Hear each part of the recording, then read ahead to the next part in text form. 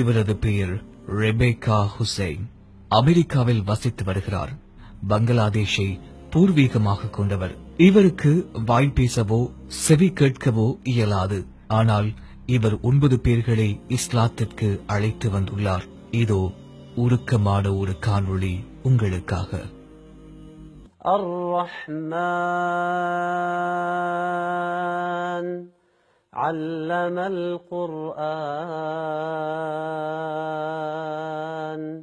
خلق الإنسان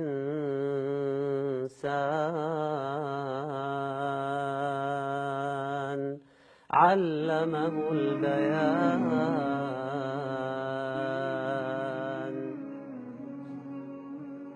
நீங்கள் வாசித்தது எதுவும் எனக்கு ஒன்றும் கேட்கவில்லை என்று அந்த சகோதரி குறிப்பிடுகிறார். அல்லாஹ் மிக தூய்மையானவன். நாம் அனைவரும் நிறைய அருள் பெற்றிருக்கின்றோம். இந்த சகோதரிக்காக அல் குர்ஆனுடைய சில வசனங்களை நான் ஓதி காட்டி இதுல இருந்து உங்களுக்கு என்ன விளங்குது அப்படின்னு சொல்லி நான் அவங்ககிட்ட கேட்டேன்.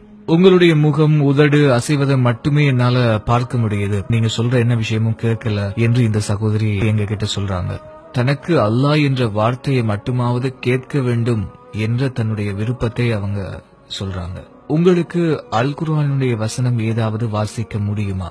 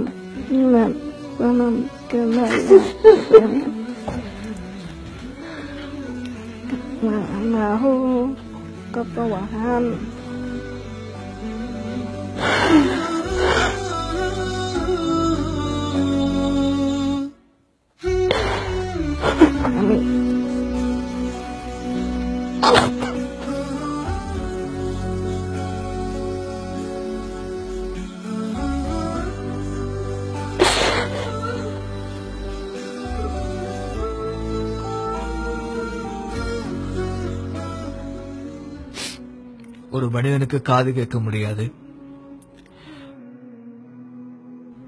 பேச முடியாது என்று சொன்னா ஒரு எழுத்து கூட அவருக்கு கேட்க முடியாது, அவரால் ஒரு எழுத்தை கூட பேச முடியாது.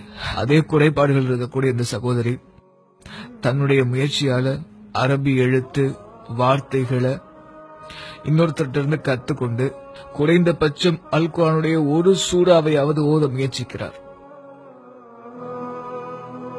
இந்த சகோதரியை இப்போது காணும்போது இந்த நேர்காணலை என்னால் தொடர முடியாமல் இருக்கு.